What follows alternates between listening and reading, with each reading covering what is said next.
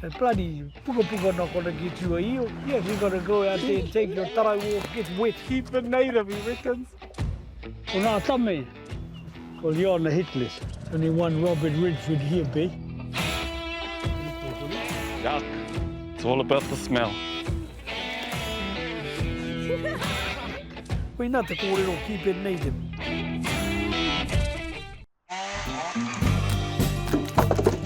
Well, anything to do with food, you're looking at the master.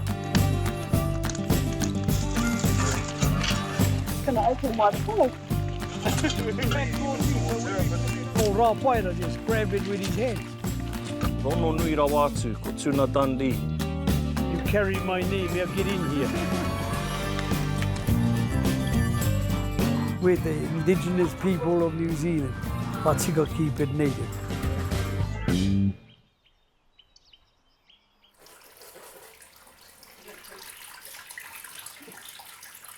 Tūhoe, pai kia te ahua, you know, pretty hāri au anō. Only because sometimes we go to different farms and you never know, you just might see the future. Ko tēnei taku tetahi o nā, tetahi me ki taku Holy Grail. So I use this every day. My routine and my days revolve around my dad. So whatever he's doing will depend on what I'm doing. While mihi mea ki te haere me dad, I will make an effort. Because nui nā te wā, you know, sometimes we could be seen meeting the Queen or meeting, you never know who you're going to meet. Everyone, like moni o te iwi ki taku papa, so them looking at him, they'll look at me next.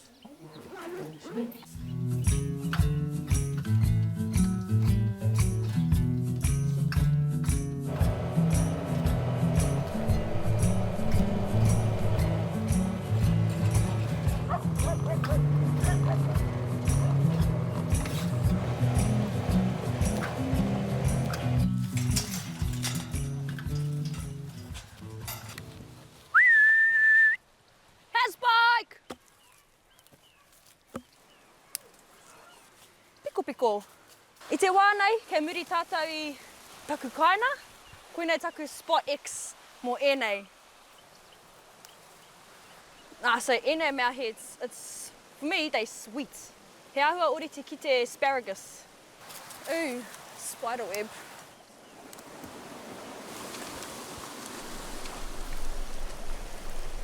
Tēnei wāhi, kua roti kaumā toru au I mai nei, and I te wai roko ai te kōpua tōku māma I hara mai ia ki konei ki te tiki piko. And I nai nei ko ai te hara mai. Te take kato I nā ahua nui, because kei te kaina tetahi o me ki te matriarch o tā tātou whānei, and I already know she's going to want some.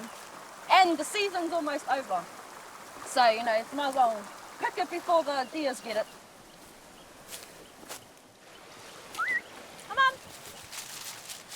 You got a sore guts.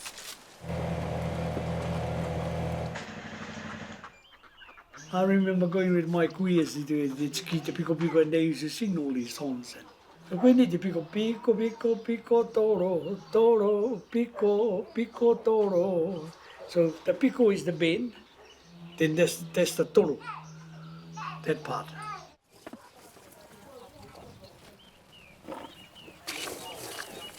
Oh, nā mihi nui, te moko puna, tēnā koe mo tēnei mea aroha. Oh. And koera nā hua o te mahi kai. Kia ora. Whakamara kauka me te pūha. Oh, nā mihi nui. Oh, well, ko hoki rā ki te kāinga, ki Ngāti Kahununu.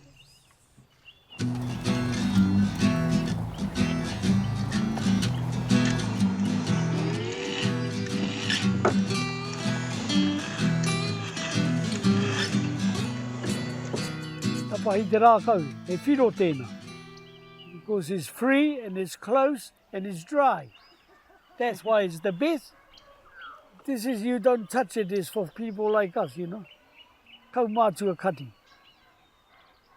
So when people said, you got any wood here, go somewhere else. You leave this for these things. Tikana we used to use the manuka, kanuka, tawa. You can use anything, but this is handy, close.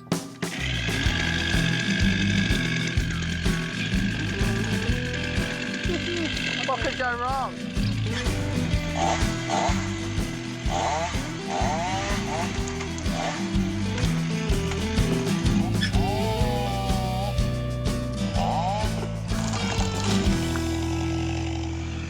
Mai maria rā tātou I a Trey. Koe nei hoki tāna mahi, ia rā. Ne? Ko wai maria hau, kua ngā wari noa, te tiki ake I tēnei rākau, hei wahia mō tā tātou hakari e haere ake. Is that all the wood? Koe nā katone wood. I'll move them on. Is that heavy?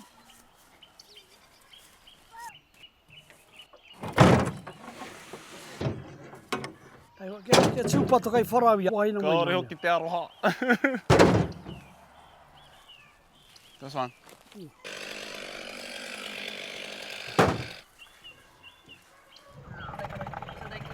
Get out of the road, you two.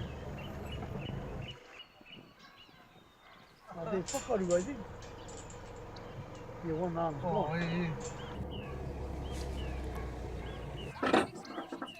over there? Oh, yeah. Hea nā rākau, he pai. The actual honey bear 5 hours, like with the tahuina. Don't forget, it's quite a big, te hare tātou te tapahiwa here, that's all a cost. Petrol, chainsaw, manpower, then kaharamai and kari. Ah, it's quite a big thing. And of course, once you eat it, that's the end result, neha. Appreciation of the kai.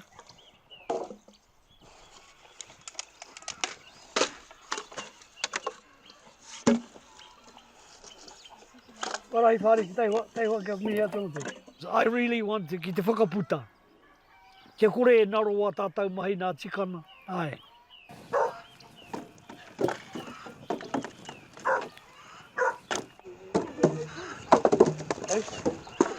Nā wahia no tahuārani. I tahai te awa o taurana. Tahuārani te whenua. Nā wahia no e whiro. Nā wēnei no tarawera, nā kōhatu. Nā koe ni te hāni. I te ata kua tahu, I te ata moata. I rua haora me te hawhe tahuana. Kia wera nā kōhatu. Ka kore ka ua ana kua ki te rua ki te wai. So, kua māku I hard to light. So, whakatūpato noe. Because at the end of the day, your reputation's on the line, and if the pig run out, our trade, you didn't do it properly. I've done hundreds of these things, and I've never had a fault in my life. So one way to do it, properly. If you use a green tree, well, you're going to have fun. The Māori, we don't cut live trees for this sort of thing. You don't. You're killing something else to do it. It's wrong. Tapu as. Tapu as. Honestly, tapu as. Aye.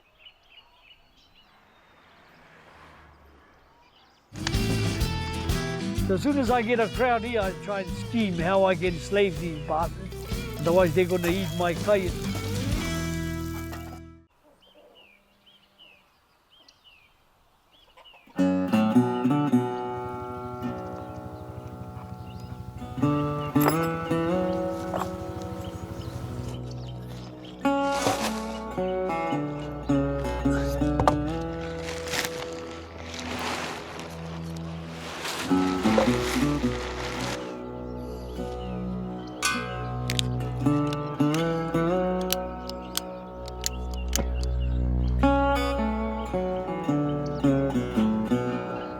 I did the basic for the SAS when I was 18.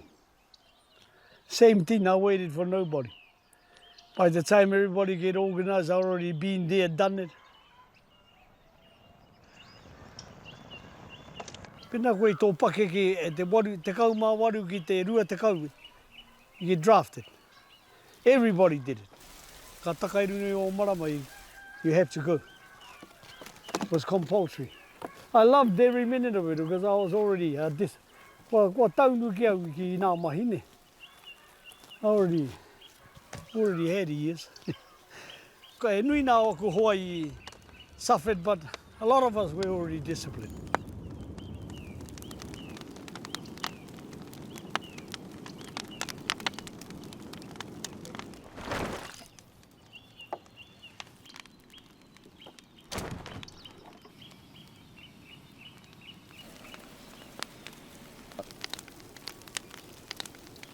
So as soon as I get a crowd here, I try and scheme how I can enslave these bastards. Otherwise they're going to eat my kai and they're not going to get away by eating my kai and not get whipped. So hei o te kaina, o te taone, ina nā mei patu arei, nuara wāki, kaupapa. Te puku puakai mahia no tēnei puaka. No, kua kaina tātou te puku puaka, kua mahia te māhuna hei poroni, hei korā te poroni. Puaka puhi tēnei, it's a wild pig. He puaka puhi tēnei, he puaka rata tēnei. He pārera tēnei, he raki raki. Shot at 1,000 meters, 1,000 miles an hour. E maharau e hipike it as a cow. Me and this fella dug into the freezer. Shadow. Nānai I rōra. So it's all done here. Nānai mai.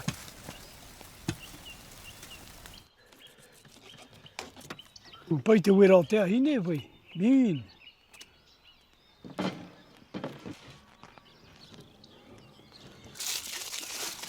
A mitu e. Ana kua mutu tēnei āhua e tiaki nā atu ki te hāni. Ke reri mai nā hua whenua. Kumara riwai paukena. Ai.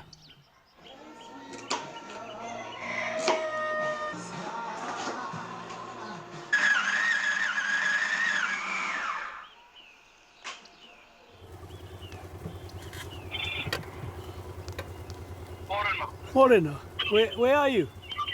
I'm just about halfway there to you, boss. Oh, kapai, because I'm looking at the shovel and he's looking at me and I said I don't want to. Well, wait till you come.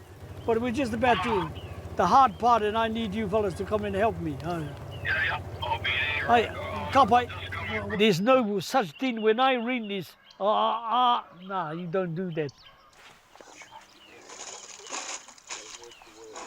Me mea ka kite au te ino o te pāpā nei waia mai ana ki runei taku waia pūkoro, he tino ua ki te kore whakautu I aua karana. Nā te mea kua eke ia ki te pake ke tana ne, me he mea ka waia mai ia ki ahau kei te pai, ka hari au nā tamari ki te whakaako I a rāteu anō hoki. Ko ōna kiwaha, ne? Nā kiwaha katoa kei roto I tōna kete, ne, he hātake katoa. E kore koe rono I wera tūmomo kiwaha I wāhiti. You know, fellas come here and they tell me, you got a 2 tonner, but I talk 3 tonners, babe. Hey. So how far is the main actor? We won't be here till 9:30. Too much, all right. Too much. You know, we need another world war. Send everybody to thin them out a bit.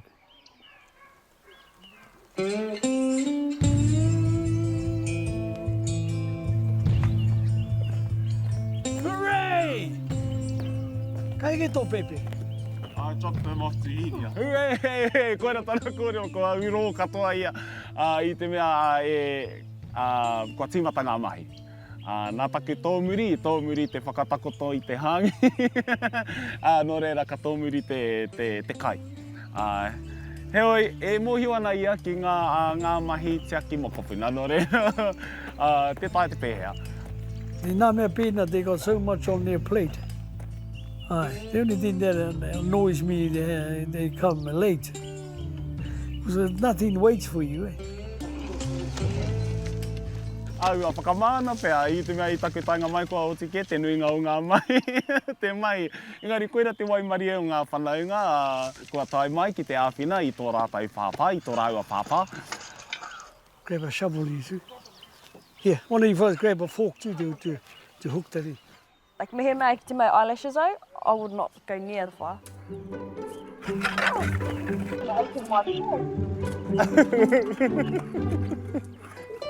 O, ehara tēnei taku wā tuatahi mahi hāngī, nari koinei te wā tuatahi kua āwhina. Nui no te wā kei te tū ai ki te taha i te mātaki, but koinei te wā tuatahi āwhina ai. And wai maria he kōtiro ai? Because, nah, that's not for me.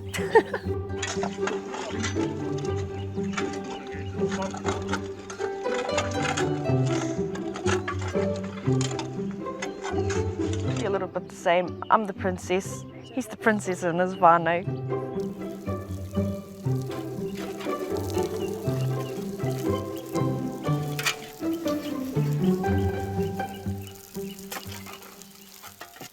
They're coming for lunch. Yeah. E kite ana koinei tōna ao, me te āhuatanga e tino kai ngā kauti ana e ia. Ko te mahi ngā tahi, i enei momo kai e mōhioti ana e ia, kua whakaakona ki aia, kātahi ka whakaakona mai ki a mātou. Ka mutu, he tangata whakakatakata whakangahau hoki ia. Nō reira, ahakoa ngā kupu whakatoi, ngā kupu whakatekaka puta i aia, i runga tonu i te wairua koa, i runga tonu i te wairua ngahau. Yeah, yeah, boy. Yeah, boy.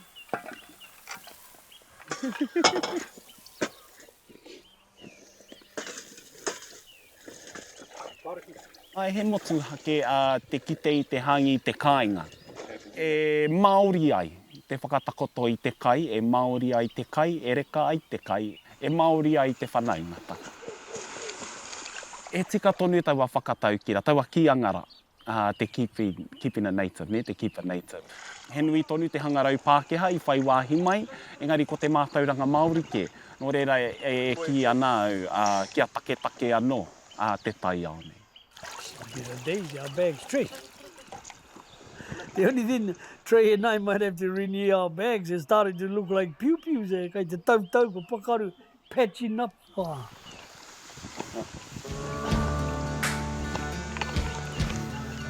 Oh shit, yeah. That's it, fellas. The party can race me to a shovel.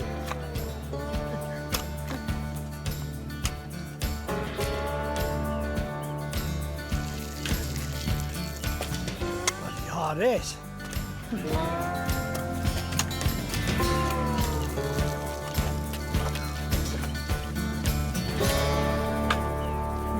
And those fellas are going hard here. You carrying my name, I use my hands. The old rapaira just grab it with his hands.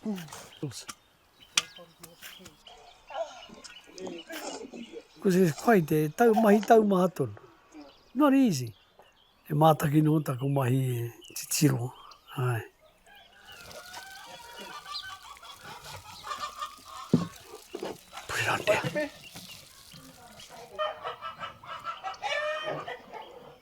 Put it on there. I mua o tangata pakari, tangata wepu i te tangatara. Engari, a kua māma haere whea i enei rānei, kua ki te ato na piwari, kua ki te ato na pūrotu, aha kua tāna e ki nei he pūrotu i ngā wā katoa.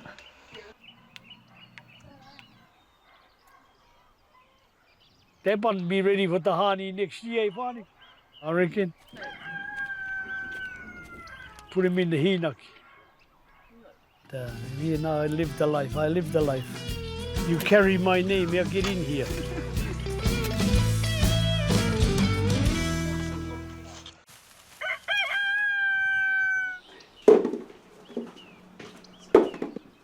Kia tika ai te noho ana Māori, piku puku na tika kore I e mania. What is it called, making you a throne?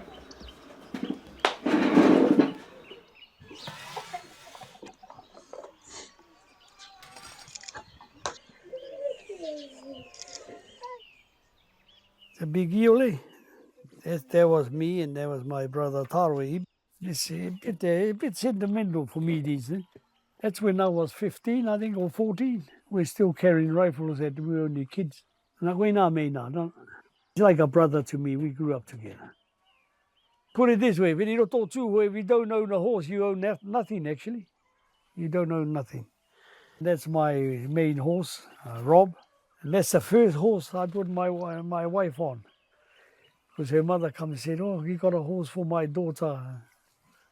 E hoi, And that's when everybody laughed at me. Yeah, if I gone weak, he gave his horse to a woman. Ko taku orana tēnei. Ko taku orana tēnei. Ka rei tū atu.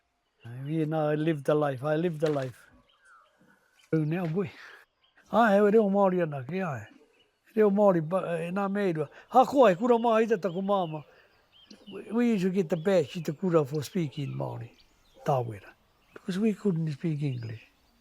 We were shy. Some of us cried. Ka reo e kōrero. Haere katoa. Te nui nā tōku rea ana ki nā boarding schools. Nā ko mātaku nā dum-dums i mai kone. So I become a bushman and a hunter. Unwanted child, and I loved it. And that's why I'm a master at what I do now. I'll be honest with you. Me mea te koe, you can't be from New Zealand if you don't know who Ngā Paera Black is. Tērā inoa, rono nui rawa atu ko Tuna Dundee. Nā te mea ko ia te tanata kaha haere ki te whaiwhai tuna pia. Koera tōna tino āhua ne, ko te mau pōtai kaupoi, ko nā tarau roa me te swan dry. My new boots, bro. Breaking them in.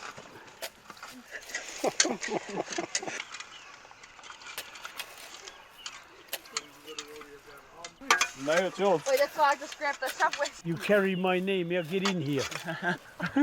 These fellas are just ringing here. Koe ni te tohu kai te mea, kai te putatonu mai te koro mamau. Ai, koe he tohu tērā kai te wera tonu nā kongatu. Some hāni, ka tano hia koe, it's flat. Ana tēnei nā kai te putatonu te hau, kai te turu tonu nā kai.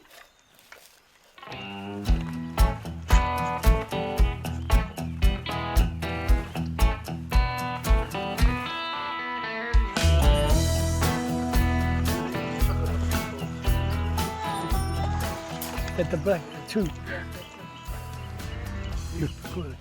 Steve was still coming out of the hāni. Ka reno ke him. That's the sign of a good hāni.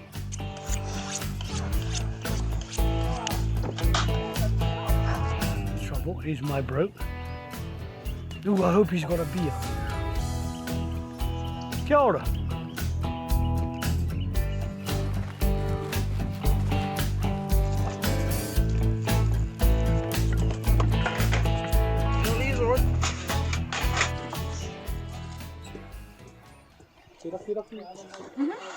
E tika tonu tō mahi. Pai te huaki. A koe rā nā mei tākai e nā mea huaki. I nari nā rōra mea hotu, pirātanu. And pai ke te ātāhua.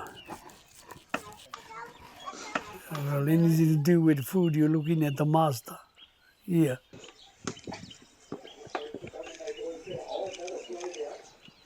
Yeah, I reckon that's my role. And then that's your one over there. The perfect one there. And then that's mine.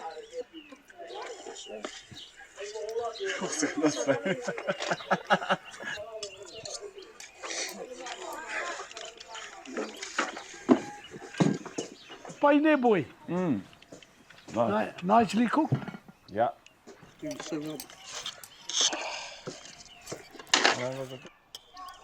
Set up Hero's bloody weedy to be.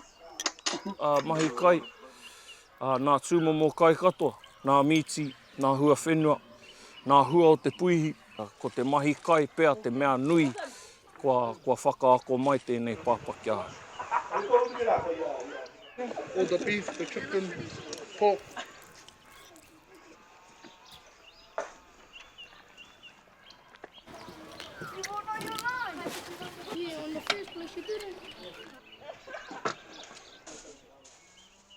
He ika me te creamy coconutty tērā.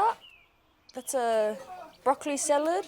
Piko piko yesterday, nā tio waiotahi, cuckoos, ohiwa, pawas, waipaunamu.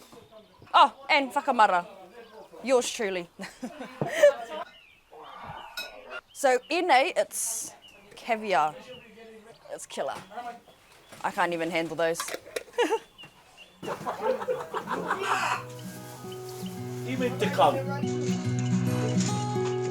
Ahua rite ki te kai o te kirihimete, a te kai o te tauhaura ne. Hei pērā rawa te kaunga. Ara mai ki te tēpuno hoi. Ko koe whakari te kia koe kia te hia mo.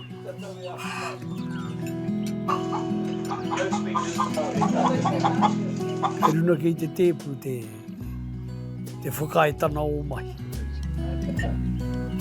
E reka te kai. Although you fellas know I'm the Dundee, but Dundee, broken Dundee. And when my whānau come and back me up, it's big to me. It's big. Well, ka kite koe koe nei nā hua o te mahi kai, ka tae koe te whānai o whānau, o manuhiri.